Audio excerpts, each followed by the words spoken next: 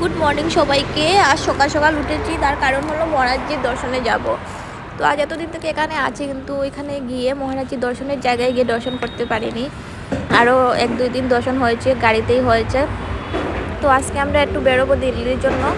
তো যাওয়ার আগে আমরা স্নান টান করে সকাল সকাল বেরিয়ে গেছিলাম। মহারাজজি 7:30টার মধ্যেই আসেন এখানে যমুনার পাড়ে যাওয়ার জন্য। তো সবাই এই যে দেখো, সবাই বসে আছে এখানে মহারাজজির দর্শনের জন্য। আগের থেকে এখন অনেক ভালো, অনেক সুন্দরভাবে দর্শন হয় মহারাজজির।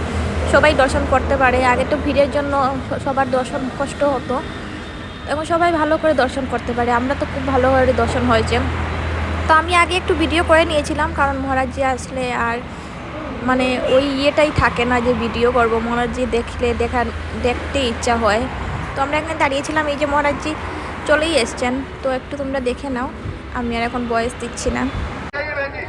बैठ जाइए माता जी, आप भी बैठ जाइए। माता जी बैठ जाइए। ये देखो, ये देखो।